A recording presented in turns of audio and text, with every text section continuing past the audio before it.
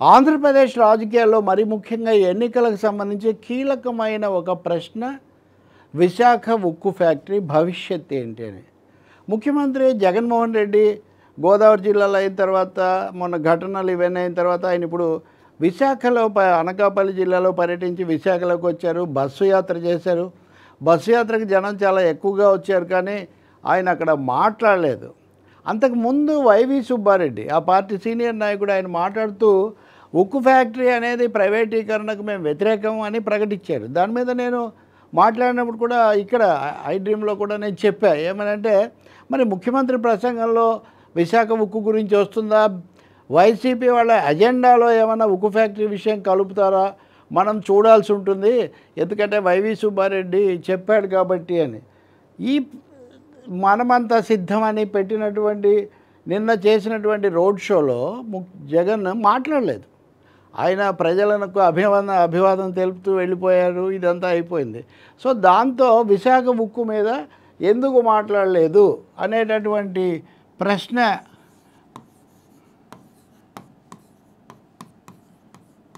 విశాఖ ఉక్కు ఏమైంది అనే ఒక ప్రశ్న ఎందుకు మాట్లాడలేదు, మౌనం పాటించారనే విమర్శ వచ్చింది.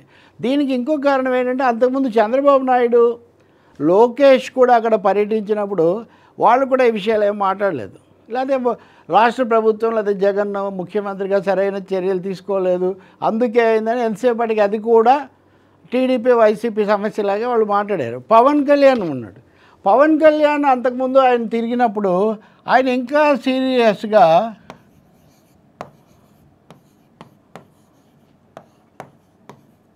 పవన్ కళ్యాణ్ మరింత ఇదిగా నేను చేసి పెడతాను, నేను మాట్లాడతాను, తీసిపోతాను అన్నాను, కార్మిక సంఘాలు నా దగ్గరికి రాలేదన్నారు. ఇది కార్మిక సంఘాలకు చాలా ఆగ్రహం కలిగించింది.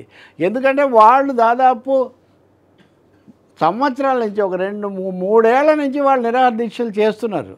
అట్లాంటిది వాళ్ళు నా దగ్గరికి రాలేదంటే మద్దతు తెలపాలంటే మీరు వాళ్ళ దగ్గరికి పోయి పోరాటం చేస్తారా, లేదా వాళ్ళు మీ దగ్గరికి వస్తే మీరు ఢిల్లీకి తీసుకుపోతారా? తీసుకుపోతే ఏమైనా జరిగిందా గతంలో?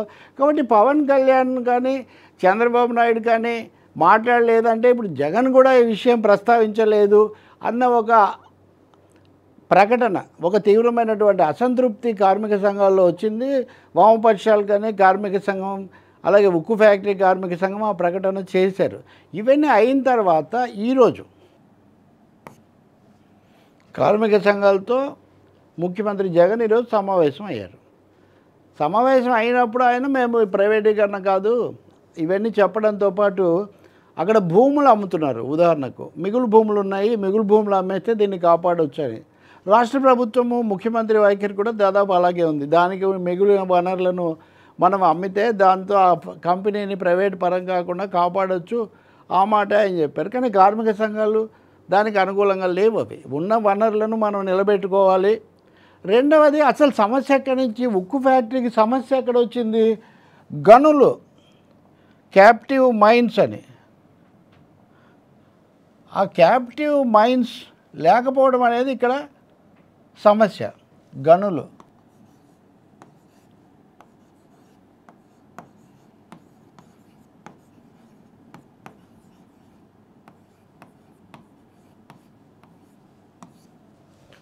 గనుల కేటాయింపు జరగాలి, క్యాప్టివ్ మైన్స్. దానికంటూ గనులు లేకపోవడం వల్ల ఈ సమస్య వచ్చింది. చాలా దగ్గరలో ఉక్కు ఫ్యాక్టరీకి అందుబాటులో ఉక్కు గనులు చాలా ఉన్నాయి, ఇనుప గనులు, కానీ వాటిని కేటాయించలేదు.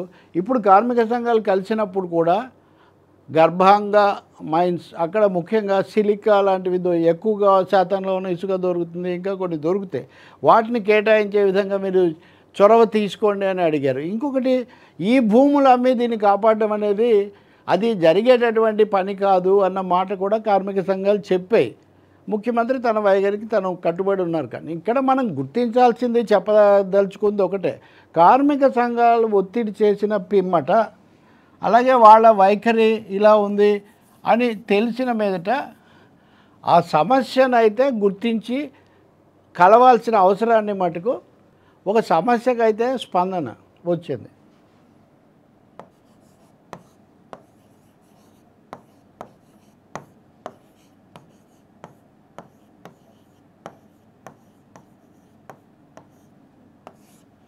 సమస్య గుర్తించటము వరకు జరిగింది, కానీ విధానంలో ఆయన వైఖరి ఆయనకు ఉంది. చిన్న ఆసక్తికరమైన విషయం ఒకటి ఉంది.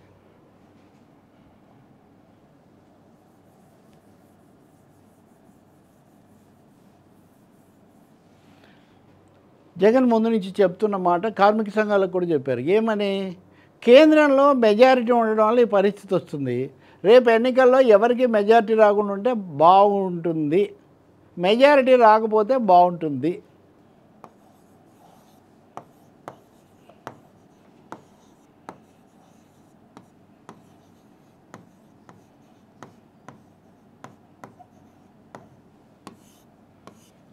మెజారిటీ రాకూడదు. ఇది చాలా ముఖ్యమైన రాజకీయ ప్రకటన దేశ రాజకీయాల్లో.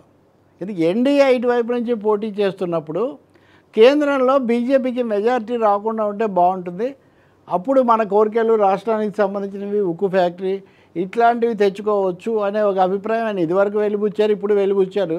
ఇందులో కూడా చిన్న ట్విస్ట్ ఉంది. మెజారిటీ రాకపోతే వైసీపీ బీజేపీని బలపరుస్తుందా, ఇండియాని అంటే కాంగ్రెస్ను బలపరుస్తుందా?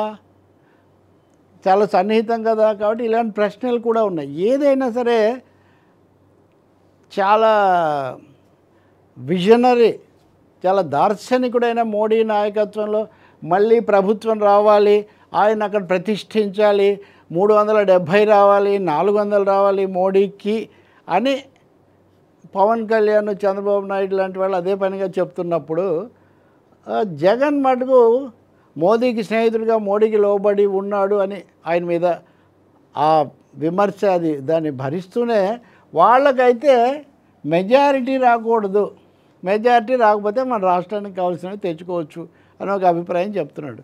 ఏదైనా నేను ఇందాక అన్నట్టు ఒకటి సమస్య గుర్తించడం అయితే దాన్ని గుర్తించకుండా దాటేయడం కుదరదు అని కార్మిక సంఘాల అభిప్రాయాలను దృష్టిలో పెట్టుకొని ఆయన కలిశారు, వాళ్ళు మాట్లాడారు. ఇప్పుడు ఇక మెజారిటీ వస్తుందా లేదా అనేది రకరకాల అభిప్రాయాలు ఉన్నాయి. మోదీ అయితే లేదా బీజేపీ అయితే చాలా హడావుడి చేస్తున్నారు, కానీ వాళ్లకు 270 స్థానాలు రావటం కూడా కష్టమైనా కూడా కావచ్చు అని కొన్ని అంచనాలు చెప్తున్నాయి. ఏం జరుగుతుందనేది వేరే విషయం.